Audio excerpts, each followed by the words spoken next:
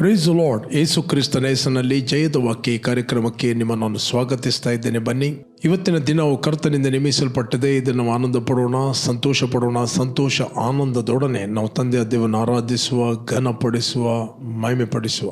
ಬನ್ನಿ, ನಾವು ಆರಾಧನೆ ನಂತರ ಸ್ವಲ್ಪ ಹೊತ್ತು ದೇವರ ವಾಕ್ಯವನ್ನು ಧ್ಯಾನ ಮಾಡುವ.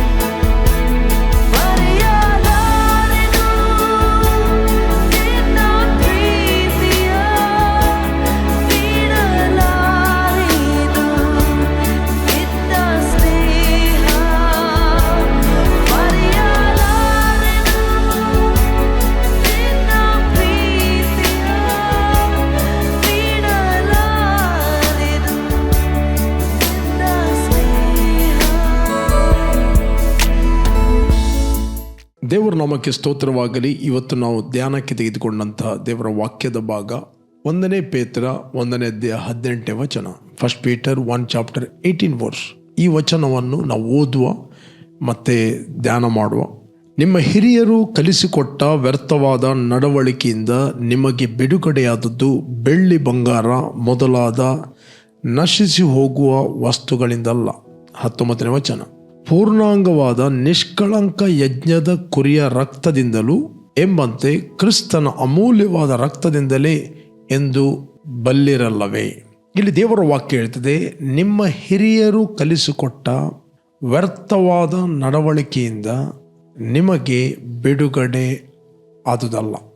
ಬೆಳ್ಳಿ ಬಂಗಾರ ಮೊದಲಾದ ನಶಿಸಿ ಹೋಗುವಂಥ ವಸ್ತುಗಳಿಂದಲೂ ಅಲ್ಲ. ಓಕೆ, ಹಿರಿಯರು ಕಲಿಸಿಕೊಟ್ಟ ವ್ಯರ್ಥವಾದ ನಡವಳಿಕೆ. ನಾವು ಹಿರಿಯರು ಕಲಿಸಿಕೊಟ್ಟ ಸಂಪ್ರದಾಯಕ್ಕಿಂತಲೂ ದೇವರ ವಾಕ್ಯವನ್ನು ನಂಬುವುದು ಬಹಳ ಪ್ರಾಮುಖ್ಯ. ಕೆಲವೊಮ್ಮೆ ಕೆಲವರು ದೇವರ ವಾಕ್ಯದಲ್ಲಿ ತುಂಬ ಬರೆಯಲ್ಪಟ್ಟಿದೆ, ಬಟ್ ನಮ್ಮ ಹಿರಿಯರಿಂದ ಬಂದ ಸಂಪ್ರದಾಯಗಳನ್ನ ನಾವು ಬಿಡಲಿಕ್ಕೆ ಆಗೋದಿಲ್ಲ. ದಟ್ ಮೀನ್ಸ್ ನಿಮಗೆ ದೇವರಿಗಿಂತ ನಿಮ್ಮ ಹಿರಿಯರು ದೊಡ್ಡವರಾದರು. ಓಕೆ, ಹಿರಿಯರನ್ನು ಗೌರವಿಸಿರಿ, ಹಿರಿಯರನ್ನು ಪ್ರೀತಿಸಿರಿ, ಹಿರಿಯರನ್ನು ಎದ್ದು ನಿಂತು ಸನ್ಮಾನಿಸಿರಿ ಅಂತ ಬೈಬಲ್ ಹೇಳ್ತದೆ. ನರೆ ಬಂದ ಹಿರಿಯರನ್ನು ಎದ್ದು ನಿಂತು ಸನ್ಮಾನಿಸಿರಿ. ಬಟ್ ದೇವರ ವಾಕ್ಯಕ್ಕಿಂತ ಹೆಚ್ಚಾಗಿ ಹಿರಿಯರ ಮಾತನ್ನು ಕೇಳಬೇಡ್ರಿ. ಹಿರಿಯರ ಮಾತು ಕೇಳಿರಿ ದೇವರ ವಾಕ್ಯ ಅನುಸಾರವಾಗಿ. ದೇವರ ವಾಕ್ಯ ಹಿರಿಯರಿಗೆ ಏನು ಕೊಡಬೇಕಂತ ಹೇಳ್ತದೆ ಅದನ್ನು ಕೊಡಿರಿ. ಓಕೆ, ಇಲ್ಲಿ ಹಿರಿಯರ ಬಗ್ಗೆ ಮಾತಾಡ್ತದೆ. ನಾನು 2 ಸ್ಕ್ರಿಪ್ಚರ್ ಕೊಡ್ತೇನೆ. ಹಿರಿಯರಿಗೆ ಹೇಗೆ ಗೌರವ ಕೊಡಬೇಕಂತ. ನೆರೆ ಬಂದ ಹಿರಿಯರನ್ನು ಎದ್ದು ನಿಂತು ಸನ್ಮಾನಿಸಬೇಕು ಅಂತ ದೇವರ ವಾಕ್ಯ ಹೇಳಿದೆ. ನೆರೆ ಬಂದ ಹಿರಿಯರನ್ನು ಎದ್ದು ನಿಂತು ಸನ್ಮಾನಿಸಬೇಕು ಅಂತ ದೇವರ ವಾಕ್ಯ ಹೇಳಿದೆ. ಓಕೆ, ಅದರಿಂದ ಅವರನ್ನು ಗೌರವಿಸಬೇಕು, ಅವರನ್ನು ಆಧರಿಸಬೇಕು. ಬಟ್ ಹಿರಿಯರು ಕಲಿಸಿಕೊಟ್ಟ ಎಲ್ಲ ಮಾತುಗಳನ್ನು ನೀವು ಒಪ್ಪಲಿಕ್ಕೆ ಆಗೋದಿಲ್ಲ. ಬಟ್ ಬೈಬಲ್ ಹೇಳ್ತದೆ, ನಿಮ್ಮ ಹಿರಿಯರು ಕಲಿಸಿಕೊಟ್ಟ ವ್ಯರ್ಥವಾದ ನಡವಳಿಕೆಯಿಂದ ನಿಮಗೆ ಅಥವಾ ಬೆಳ್ಳಿ ಬಂಗಾರ ಮೊದಲಾದ ನಶಿಸಿ ಹೋಗುವಂಥ ವಸ್ತುಗಳಿಂದ ನಿಮಗೆ ಬಿಡುಗಡೆ ಆದದಲ್ಲ. ಪೂರ್ಣಾಂಗವಾದ ನಿಷ್ಕಳಂಕವಾದ ಕ್ರಿಸ್ತನ ಅಮೂಲ್ಯವಾದ ರಕ್ತದಿಂದ ನಮಗೆ ಬಿಡುಗಡೆ ಆಯಿತು. ಪಾಪದಿಂದ, ಶಾಪದಿಂದ, ನಿತ್ಯ ತೀರ್ಪು, ನಿತ್ಯ ಮರಣದಿಂದ ಇವತ್ತು ನಮಗೆ ಬಿಡುಗಡೆ ಆದದ್ದು ಯೇಸುವಿನ ರಕ್ತ. ಇವತ್ತು ಯೇಸುವಿನ ರಕ್ತ ನಮ್ಮನ್ನು ಬಿಡುಗಡೆ ಮಾಡಿದೆ. ಯೇಸುವಿನ ರಕ್ತ ಅದು ದೇವರು ಕೊಟ್ಟಂಥ ಕ್ರಯ. ಓಕೆ, ಇನ್ನು ಹಿರಿಯರ ಬಗ್ಗೆ ಮಾತಾಡೋದಾದರೆ ಇನ್ನೊಂದು ಬೈಬಲ್ ಹೇಳ್ತದೆ. ಯೇಸು ಸ್ವಾಮಿ ಸ್ವತಃವಾಗಿ ಮಾತಾಡಿದ ಮಾರ್ಕನ ಬರೆದ ಸುವಾರ್ತೆಯಲ್ಲಿ 7:6 ವಚನ. ಮಾರ್ಕನ ಬರೆದ ಸುವಾರ್ತೆಯಲ್ಲಿ 7ನೇ ಅಧ್ಯಾಯ 6ನೇ ವಚನ.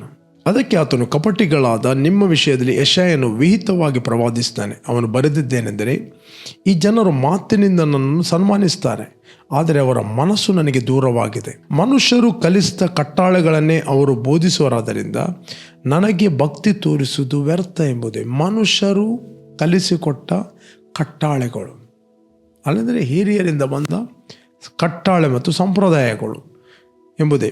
ನೀವು ದೇವರ ಆಜ್ಞೆಯನ್ನು ಬಿಟ್ಟು ಮನುಷ್ಯರು ಕಲಿಸಿದ ಸಂಪ್ರದಾಯವನ್ನು ಹಿಡಿದಿದ್ದೀರಿ. ನೀವು ದೇವರ ವಾಕ್ಯವನ್ನು ಬಿಟ್ಟು, ದೇವರ ಆಜ್ಞೆಯನ್ನು ಬಿಟ್ಟು ಮನುಷ್ಯರು ಕಲಿಸಿದ ಸಂಪ್ರದಾಯಗಳನ್ನು ಹಿಡಿದಿದ್ದೀರಿ ಎಂದು ಹೇಳಿದನು. ಇದು ಯಾರು ಹೇಳಿದ್ದು? ಯೇಸು ಸ್ವಾಮಿ ಹೇಳಿದ್ದು. ಇವತ್ತು ಬಾರ್ನ್ ಅಗೇನ್ ಆದರೂ ಕೂಡ, ಯೇಸುವನ್ನು ರಕ್ಷಕನು ಒಡೆಯನೆಂದು ಅಂಗೀಕಾರ ಮಾಡಿದರೂ ಕೂಡ, ಬಟ್ ಅದರ ಬಗ್ಗೆ ಅನೇಕರಿಗೆ ಇವತ್ತು ಜ್ಞಾನ ಇಲ್ಲ. ಬಟ್ ಆ ವಾಕ್ಯವನ್ನು ಜೀವಿಸುವ ಬದಲು ಅವರು ಹಿರಿಯರು ಕಲಿಸಿಕೊಟ್ಟ ಸಂಪ್ರದಾಯಗಳನ್ನು ನೀವು ಅನುಸರಿಸಿರಿ. ದೇವರ ವಾಕ್ಯದ ಅನುಸಾರವಾಗಿದ್ದರೆ ಸಂಪ್ರದಾಯವನ್ನು ಅನುಸರಿಸಿರಿ. ದೇವರ ವಾಕ್ಯಕ್ಕೆ ವಿರುದ್ಧವಾದ ಸಂಪ್ರದಾಯಗಳಿದ್ದರೆ ಅದನ್ನು ಅಂಗೀಕರಿಸಬೇಡ್ರಿ. It's is like a sickness, disease. ಅದು ಇಲ್ಲಿ ಸ್ವಾಮಿ ಪುನಃ ಹೇಳ್ತಾನೆ. 13ನೇ ವಚನ ಹೇಳ್ತದೆ, 7ನೇ ಅಧ್ಯಾಯ 13ನೇ ವಚನ, ಮಾರ್ಕನ ಬರೆದ ಸುವಾರ್ತೆ. ಹೀಗೆ ನೀವು ಕಲಿಸ್ತಾ ಬಂದಿರುವ ಸಂಪ್ರದಾಯದಿಂದ ದೇವರ ವಾಕ್ಯವನ್ನು ನಿರರ್ಥಕ ಮಾಡುತ್ತೀರಿ. ಹೀಗೆ ನೀವು ಕಲಿಸ್ತಾ ಬಂದ ಸಂಪ್ರದಾಯದಿಂದ ದೇವರ ವಾಕ್ಯವನ್ನು ನಿರರ್ಥಕ ಮಾಡುತ್ತೀರಿ ಮತ್ತು ಇಂಥ ಕಾರ್ಯಗಳನ್ನು ಇನ್ನೆಷ್ಟೋ ಮಾಡುತ್ತೀರಿ ಎಂದು ಹೇಳಿದನು. ಇಂಥ ಕಾರ್ಯಗಳನ್ನು ನೀವು ಮತ್ತೆಷ್ಟೋ ಮಾಡುತ್ತೀರಿ. ಬಟ್ ಹಿರಿಯರಿಗೆ ಗೌರವ ಕೊಡುವುದು ಬೇರೆ, ಹಿರಿಯರು ಕಲಿಸಿಕೊಟ್ಟ ಸಂಪ್ರದಾಯಗಳನ್ನು ಕಂಟಿನ್ಯೂ ಆಗಿ ಅನುಸರಿಸುವುದು ಬೇರೆ. ಸಂಪ್ರದಾಯಗಳನ್ನು ಗೌರವಿಸಿರಿ, ಸಂಪ್ರದಾಯಗಳನ್ನು ಹಾನರ್ ಮಾಡಿರಿ. ದೇವರ ವಾಕ್ಯಕ್ಕೆ ಅನುಸಾರವಾಗಿದ್ದರೆ, ದೇವರ ವಾಕ್ಯಕ್ಕೆ ವಿರುದ್ಧವಾದ ಅದೆಷ್ಟೇ ದೊಡ್ಡ ಸಂಪ್ರದಾಯವಾದರೂ ಅದನ್ನು ಒಪ್ಪಬೇಡ್ರಿ. God's word is first. ದೇವರ ವಾಕ್ಯ ಅಂದರೆ ದೇವರು ನಿಮ್ಮಲ್ಲಿ ಮಾತಾಡೋದು, ದೇವರನ್ನು ನೀವು ಗೌರವಿಸುವುದು, ದೇವರ ವಾಕ್ಯಕ್ಕೆ ನೀವು ವಿಧೇಯರಾಗುವುದು, ದೇವರ ವಾಕ್ಯವನ್ನು ನೀವು ಗೌರವಿಸುವುದು. ಅದಕ್ಕೋಸ್ಕರ ಬೈಬಲ್ ಹೇಳ್ತದೆ, ನಿಮಗೆ ಬಿಡುಗಡೆ ಆದದ್ದು ಬೆಳ್ಳಿ ಬಂಗಾರ ಮೊದಲಾದ ನಶಿಸಿ ಹೋಗುವಂಥ ವಸ್ತುಗಳಿಂದ ನಿಮಗೆ ಬಿಡುಗಡೆ ಆಗಲಿಲ್ಲ. ಯೇಸು ಕ್ರಿಸ್ತನ ಅಮೂಲ್ಯ ಪೂರ್ಣಾಂಗವಾದ ನಿಷ್ಕಳಂಕವಾದ ಯೇಸು ಕ್ರಿಸ್ತನ ಅಮೂಲ್ಯವಾದ ರಕ್ತದಿಂದ ನಮಗೆ ಬಿಡುಗಡೆ ಆಗಿದೆ. ಬೈಬಲ್ ಹೇಳ್ತದೆ, ನಾವು ಆತನ ರಕ್ತದ ಮೂಲಕ ಕ್ರಯಕ್ಕೆ ಕೊಳ್ಳಲ್ಪಟ್ಟವರು. ಬೈಬಲ್ ಹೇಳ್ತದೆ, ನೀವು ನಿಮ್ಮ ಸ್ವಂತ ಅಲ್ಲ, ಕ್ರಯಕ್ಕೆ ಕೊಳ್ಳಲ್ಪಟ್ಟವರು. ಆ ಕ್ರಯ ಏನು? ಆತನ ರಕ್ತ. ಒಂದು ವಚನ ಹೇಳ್ತದೆ, 16ನೇ ಅಧ್ಯಾಯ 26ನೇ ವಚನ, ಮತ್ತಾಯನು ಬರೆದ ಸುವಾರ್ತೆಯಲ್ಲಿ, ಒಬ್ಬ ಮನುಷ್ಯನು ಲೋಕವನ್ನೆಲ್ಲ ಸಂಪಾದಿಸಿಕೊಂಡರು ಪ್ರಾಣ ನಷ್ಟಪಟ್ಟರೆ ಅವನಿಗೆ ಪ್ರಯೋಜನವೇನು? ಅಥವಾ ಒಬ್ಬನು ತನ್ನ ಪ್ರಾಣಕ್ಕೆ ಏನು ಈಡು ಕೊಟ್ಟಾನು? ಒಬ್ಬನು ಲೋಕವನ್ನೆಲ್ಲ ಸಂಪಾದನೆ ಮಾಡಿದ, ಲೋಕದಲ್ಲಿ ನಂಬರ್ 1 ರಿಚ್ ವ್ಯಕ್ತಿ ಆದ, ಬೇಕಾದಷ್ಟು ಹಣ ಇದೆ, ಬೇಕಾದಷ್ಟು ಗೋಲ್ಡ್ ಇದೆ, ಬೇಕಾದಷ್ಟು ಗಾಡಿಗಳಿವೆ. ಬಟ್ ಅವನ ಆತ್ಮವನ್ನು, ಅವನ ಪ್ರಾಣವನ್ನು ನಷ್ಟಪಟ್ಟರೆ ಅವನಿಗೆ ಏನು ಪ್ರಯೋಜನ? ನೆಕ್ಸ್ಟ್ ಹೇಳ್ತದೆ, ಅಥವಾ ಒಬ್ಬನು ತನ್ನ ಪ್ರಾಣಕ್ಕೆ ಏನು ಈಡು ಕೊಟ್ಟಾನು? ತನ್ನ ಪ್ರಾಣಕ್ಕೆ ಏನು ಈಡು ಕೊಟ್ಟನು? ಏನು ಕ್ರಯ ಕೊಟ್ಟಾನು?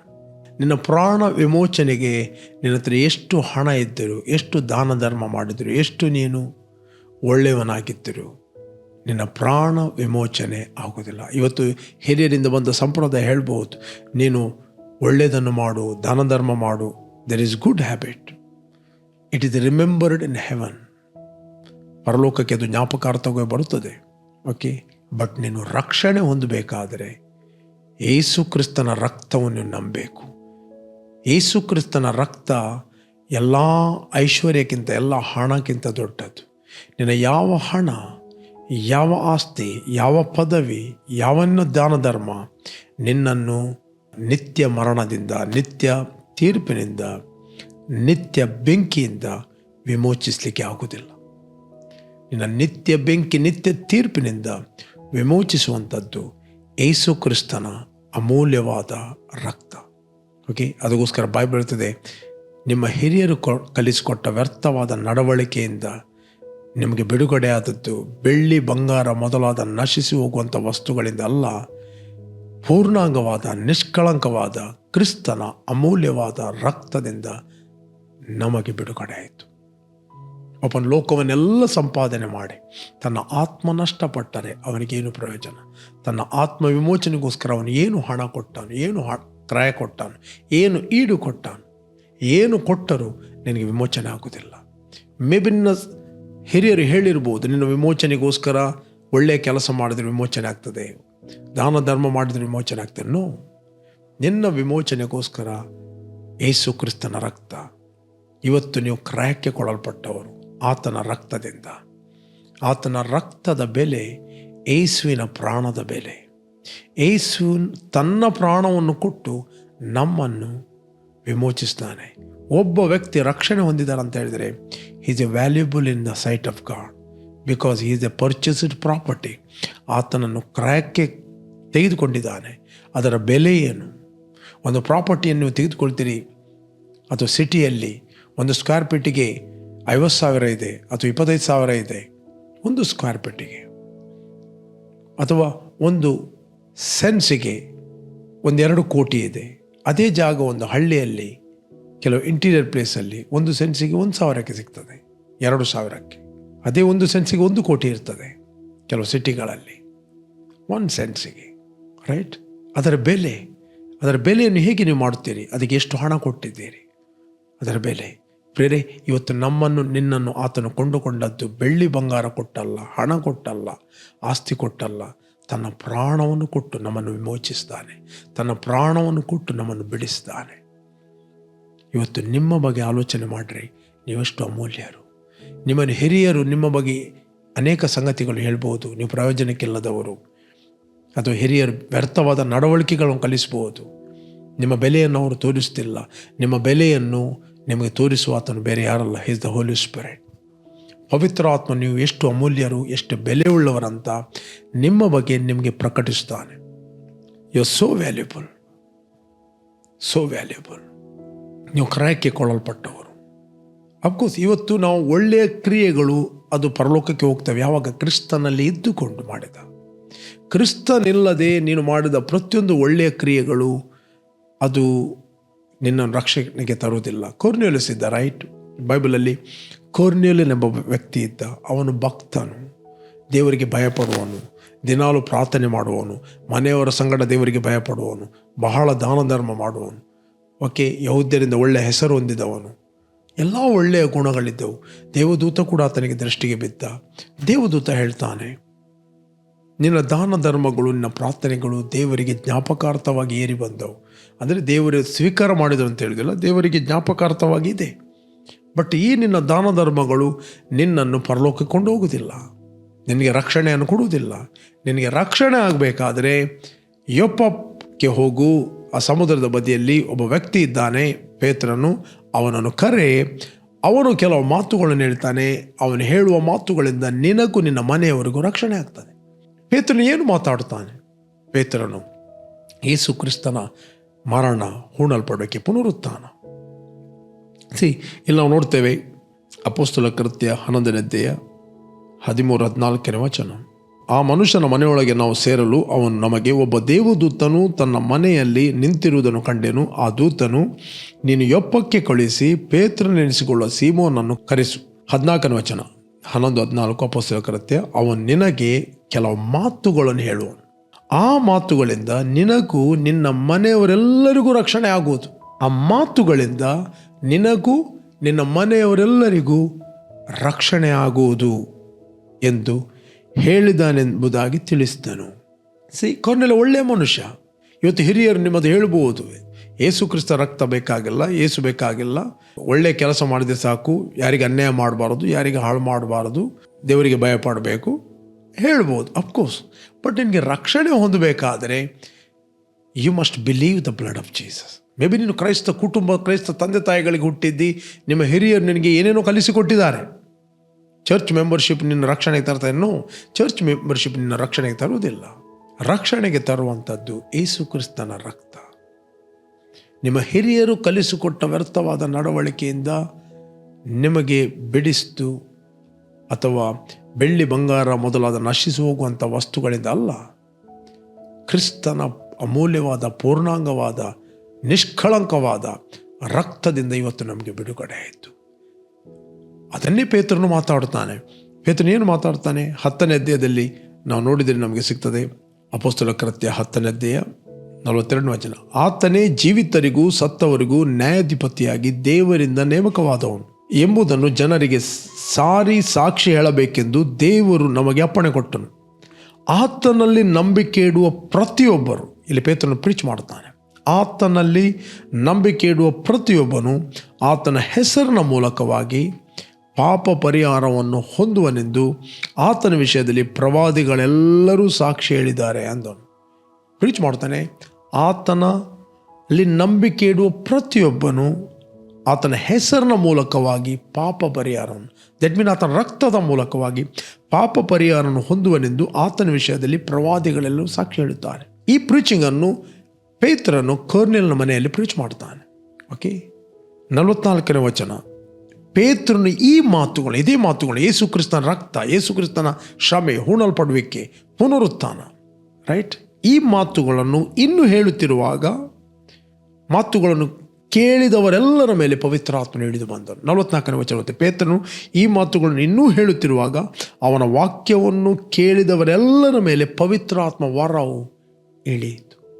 ಅವರ ಮರಣದಿಂದ ಪಾರಾಗಿ ಜೀವಕ್ಕೆ ಸೇರಿದರು. ಅವರು ನಿತ್ಯ ಜೀವವನ್ನು ಹೊಂದಿದರು. ಅವರು ಪವಿತ್ರಾತ್ಮನ ವರವನ್ನು ಹೊಂದಿದರು. ಅವರು ರಕ್ಷಣೆ ಹೊಂದಿದರು. Okay, they are saved. ಅವರು ರಕ್ಷಣೆ ಹೊಂದಿದರು. ಯಾವ ಒಳ್ಳೆಯ ಕೆಲಸದಿಂದ ಅಥವಾ ಅವನ ಹಿರಿಯರು ಕಲಿಸಿಕೊಟ್ಟ ಸಂಪ್ರದಾಯದಿಂದ ಅವರು ರಕ್ಷಣೆ ಹೊಂದಿಲ್ಲ.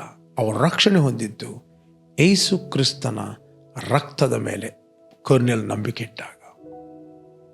ಯೇಸು ಕ್ರಿಸ್ತನ ಶ್ರಮೆ, ಮರಣ, ಹೂಣಲ್ಪಡುವಿಕೆ, ಪುನರುತ್ಥಾನದ ಸಂದೇಶವನ್ನು ಮಾತಾಡಿದಾಗ ಆ ವ್ಯಕ್ತಿ ರಕ್ಷಣೆ ಹೊಂದಿದ, ಅವರ ಮನೆಯವರು ರಕ್ಷಣೆ ಹೊಂದಿದರು, ಕೇಳಿದವರೆಲ್ಲರೂ ರಕ್ಷಣೆ ಹೊಂದಿದರು. ಕೇಳಿದವರೆಲ್ಲರ ಮೇಲೆ ಪವಿತ್ರಾತ್ಮ ವರ ಇಳಿಯಿತು. ಪವಿತ್ರಾತ್ಮ ವರ ಇಳಿಬೇಕಾದರೆ where there is the blood of Jesus, there is purity, there is the Holy Spirit. Okay, ಒಬ್ಬ ವ್ಯಕ್ತಿ ಬಾರ್ನ್ ಅಗೇನ್ ಆಗೋದಿಲ್ಲ ಅಂತ, ಯೇಸು ಕ್ರಿಸ್ತ ರಕ್ತವನ್ನು ನಂಬುವುದಿಲ್ಲ ಅಂತ ಹೇಳಿದರೆ ಅಲ್ಲಿ ಪವಿತ್ರಾತ್ಮನ ಇಳಿದು ಬರುವುದಿಲ್ಲ. ಅವರು ಆಲ್ರೆಡಿ ನಂಬಿದರು, ಪವಿತ್ರಾತ್ಮ ವರವು ಅವರ ಮೇಲೆ ಇಳಿಯಿತು. ಅವರು 46ನೇ ವಚನ. ಅವರು ನಾನಾ ಭಾಷೆಗಳನ್ನು ಆಡುತ್ತಾ ದೇವರನ್ನು ಕೊಂಡಾಡುತ್ತಾ ಇರುವುದನ್ನು ಪೇತ್ರನ ಸಂಗಡ ಬಂದಿದ್ದ ಯಹೂದ್ಯರಾದ ವಿಶ್ವಾಸಿಗಳು ಕೇಳಿದಾಗ, ಅನ್ಯ ಜನಗಳಿಗೂ ಪವಿತ್ರಾತ್ಮ ದಾನ ಮಾಡಲ್ಪಟ್ಟಿದೆಯಲ್ಲ ಎಂದು ಅತ್ಯಾಶ್ಚರ್ಯಪಟ್ಟರು. ನಡೆದ ಸಂಗತಿಯನ್ನು ಪೇತ್ರ ನೋಡಿ, ನಮ್ಮ ಹಾಗೆ ಪವಿತ್ರಾತ್ಮ ವರವನ್ನು ಹೊಂದಿದ ಇವರಿಗೆ ನೀರಿನ ದೀಕ್ಷಾಸ್ನಾನವಾಗದಂತೆ ಯಾರಾದರೂ ಅಭ್ಯಂತರ ಮಾಡಾರೆ ಎಂದು ಹೇಳಿ ಅವರಿಗೆ, ನೀವು ಯೇಸು ಕ್ರಿಸ್ತನ ಹೆಸರಿನಲ್ಲಿ ದೀಕ್ಷಾಸ್ನಾನ ಮಾಡಿಸಿಕೊಳ್ಳಬೇಕೆಂದು ಅಪ್ಪಣೆ ಕೊಟ್ಟನು. ಆಮೇಲೆ ಅವರು ಅವನನ್ನು ಇನ್ನೂ ಕೆಲವು ದಿವಸ ಇರಬೇಕೆಂದು ಬೇಡಿಕೊಂಡರು. ಇವರಿಗೆ ಆಲ್ರೆಡಿ ರಕ್ಷಣೆ ಆಗಿದೆ, ಇವರು ಆಲ್ರೆಡಿ ಪವಿತ್ರಾತ್ಮ ಭರಿತರಾಗಿದ್ದಾರೆ. ನೆಕ್ಸ್ಟ್ ನೀರಿನ ದೀಕ್ಷಾಸ್ನಾನ ಕೊಡಲ್ಪಡ್ತಾರೆ, ರೈಟ್. ಇದು ಅವರಿಗೆ ಪ್ರಕಟವಾಯಿತು. ಆಗ ನಮ್ಮ ಹಾಗೆ ಪವಿತ್ರಾತ್ಮ ವರವನ್ನು ಹೊಂದಿದ ಅವರ ಮೇಲೆ ಇನ್ನು ನೀರಿನ ದೀಕ್ಷಾಸ್ನಾನವನ್ನು ಕೊಡದೆ ಯಾರು ಅಭ್ಯಂತರ ಮಾಡುತ್ತಾನೆ? Water baptism is a sign, inward sign. ನಿನ್ನ ಒಳಗೆ ಕರ್ತನು ಏನು ಮಾಡಿದ್ದಾನೆ ಅದರ ಸೈನ್. ನೀನು ಆಲ್ರೆಡಿ ನಂಬಿದವನು ಕರ್ತನಲ್ಲಿ ಸತ್ತಿದ್ದಿ, ಹೂಣಲ್ಪಟ್ಟಿದ್ದಿ, ಪುನರುತ್ಥನಾಗಿದ್ದಿ. ನೀರಿನ ದೀಕ್ಷಾಸ್ನಾನ ಎಂಬುದೊಂದು ಸಂಸ್ಕಾರ. ಒಬ್ಬ ಸತ್ತವನಿಗೆ ಹೂಣಿಡಬೇಕು. ಒಬ್ಬನು ಸಾಯದಿದ್ದರೆ ಹೂಣಿಡಲಿಕ್ಕೆ ಆಗುವುದಿಲ್ಲ. ಓಕೆ, ಹೂಣಿಡಲಿಕ್ಕೆ ಆಗುವುದಿಲ್ಲ. ಜೀವ ಇದ್ದವರಿಗೆ ಹೂಣಿಡಲಿಕ್ಕೆ ಆಗುವುದಿಲ್ಲ. ಸತ್ತವರಿಗೆ ಯಾವಾಗ ಸಾಯ್ತಾನೆ? ಆತ್ಮಿಕವಾಗಿ ಆತನು ಪಾಪದ ಪಾಲಿಗೆ ಸಾಯ್ತಾನೆ, ದೇವರಿಗೋಸ್ಕರ ಜೀವಿಸ್ತಾನೆ. Okay, that means water baptism, ನಾವು ಕ್ರಿಸ್ತನಲ್ಲಿ ಸತ್ತಿದ್ದೇವೆ, ಕ್ರಿಸ್ತನಲ್ಲಿ ಹೂಣಲ್ಪಟ್ಟಿದ್ದೇವೆ, ಕ್ರಿಸ್ತನಲ್ಲಿ ನಾವು ಪುನರುತ್ಥನಾಗಿದ್ದೇವೆ. ನೀರಿನಲ್ಲಿ ಮುಳುಗಿಸುವಾಗ ನಮಗೆ ಕ್ರಿಸ್ತನಲ್ಲಿ ಹೂಣಲ್ಪಟ್ಟಿದೆ, ಸತ್ತವನಿಗೆ ಹೂಣಲ್ಪಟ್ಟಿದೆ. ನೀರಿನಿಂದ ಎಬ್ಬಿಸುವಾಗ ನಾವು ಕ್ರಿಸ್ತನೊಡನೆ ಹೊಸಬರಾಗಿ ಎತ್ತಿದ್ದೇವೆ. ಇದು ಒಳ್ಳೆಯ ಮನಸ್ಸಾಕ್ಷಿ ಬೇಕೆಂದು ವಿಜ್ಞಾಪನೆ ಮಾಡುತ್ತದೆ. ಅದು ಮೈಯ ಕೊಳೆಯನ್ನು ತೆಗೆಯುವಂಥದ್ದಲ್ಲ. ಪ್ರೇರೆ, ನಾನು ನಿಮಗೋಸ್ಕರ ಪ್ರಾರ್ಥನೆ ಮಾಡ್ತೇನೆ. Let's pray. ನಿಮ್ಮ ಹಿರಿಯರು ಕಲಿಸಿಕೊಟ್ಟ ವ್ಯರ್ಥವಾದ ನಡವಳಿಕೆಯಿಂದ ಅಥವಾ ಬೆಳ್ಳಿ ಬಂಗಾರ ಮೊದಲಾದ ನಶಿಸಿ ಹೋಗುವಂಥ ವಸ್ತುಗಳಿಂದ ನಿಮಗೆ ಬಿಡುಗಡೆ ಆದುದಲ್ಲ, ಪೂರ್ಣಾಂಗವಾದ ನಿಷ್ಕಳಂಕವಾದ ಕ್ರಿಸ್ತನ ಅಮೂಲ್ಯವಾದ ರಕ್ತದಿಂದ ನಮಗೆ ಬಿಡುಗಡೆ ಆಗಿದೆ, ನಿನಗೆ ಬಿಡುಗಡೆ ಆಗಿದೆ. Just believe. Thank you lord. ಭೂಮಿ ಆಕಾಶಗಳನ್ನು ಉಂಟು ಮಾಡಿದ ಸರ್ವಶಕ್ತನ ತಂದೆ, ವಾಕ್ಯದ ಮೂಲಕ ನಮ್ಮ ಹೃದಯದಲ್ಲಿ ಮಾತಾಡಿದೆ. ಇವತ್ತು ನಮಗೆ ಬಿಡುಗಡೆ ಆಗಿದೆ.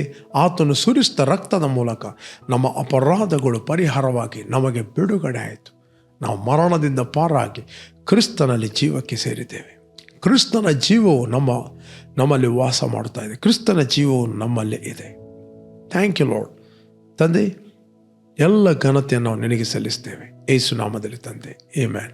ಓಕೆ, ಯಾರು ನೀವು ಬರ್ತ್ಡೇ ಮತ್ತು ವೆಡ್ಡಿಂಗ್ ಆ್ಯನಿವರ್ಸರಿಯನ್ನು ಸೆಲೆಬ್ರೇಟ್ ಮಾಡ್ತಾ ಇದ್ದೀರಿ, ನಿಮಗೋಸ್ಕರ ನಾವು ಪ್ರಾರ್ಥನೆ ಮಾಡ್ತೇವೆ. Blessed happy birthday, blessed happy wedding anniversary. ತಂದೆ, ಯಾರು ಬರ್ತ್ಡೇ ಮತ್ತು ಆ್ಯನಿವರ್ಸರಿಯನ್ನು ಸೆಲೆಬ್ರೇಟ್ ಮಾಡ್ತಾ ಇದ್ದಾರೆ, ಮದುವೆಯ ದಿನವನ್ನು ಸೆಲೆಬ್ರೇಟ್ ಮಾಡ್ತಾ ಇದ್ದಾರೆ, ಇವರಿಗೋಸ್ಕರ ನಾವು ಪ್ರಾರ್ಥನೆ ಮಾಡ್ತೇವೆ. ಇವರ ಮಧ್ಯದಲ್ಲಿ ನಿನ್ನ ಕೃಪೆ ಹೆಚ್ಚಾಗಲಿ, ಒಬ್ಬನೊಬ್ಬನು ಅರ್ಥ ಮಾಡಿಕೊಳ್ಳಲಿ, ಜ್ಞಾನ ವಿವೇಕದ ಆತ್ಮನಿಂದ ಇವರು ತುಂಬಲ್ಪಡಲಿ. ಇವರು ಕ್ರಿಸ್ತನಿಗೋಸ್ಕರ ಅನೇಕ ಕುಟುಂಬಗಳಿಗೋಸ್ಕರ ಸಾಕ್ಷಿ ಆಗಲಿ. In Jesus name, amen. Okay, ಜಯದ ವಾಕ್ಯ ಕಾರ್ಯಕ್ರಮವನ್ನು ಪ್ರತಿದಿನ ಬೆಳಿಗ್ಗೆ ಬಿಗ್ ಜೆ ಟಿವಿಯಲ್ಲಿ 7 ಗಂಟೆಯಿಂದ 7:30 ವೀಕ್ಷಿಸಿರಿ. 7:30ರಿಂದ 8 ಗಂಟೆ ಇದೇ ಕಾರ್ಯಕ್ರಮವನ್ನು ನಮ್ಮ ಯೂಟ್ಯೂಬ್ ಚಾನಲ್ ವೀಕ್ಷಿಸಬಹುದು. ನಮ್ಮ YouTube channel word of victory, pastor Roshan Lobo. ಸಂಜೆ 7:15ರಿಂದ 8 ಗಂಟೆ ತನಕ ಫೇಸ್ಬುಕ್ ಮತ್ತು ಯೂಟ್ಯೂಬಲ್ಲಿ ವರ್ಡ್ ಆಫ್ ವಿಕ್ಟ್ರಿ ನೀವು ಲೈವ್ ಆಗಿ ವಾಚ್ ಮಾಡಬಹುದು. ಓಕೆ, ಕಂಟಿನ್ಯೂ ಆಗಿ ಬಿಗ್ ಜೆ ಟಿವಿಯಲ್ಲಿ ಜಯದ ವಾಕ್ಯವನ್ನು ವೀಕ್ಷಿಸಿರಿ. You are all blessed. Jesus loves you. Amen.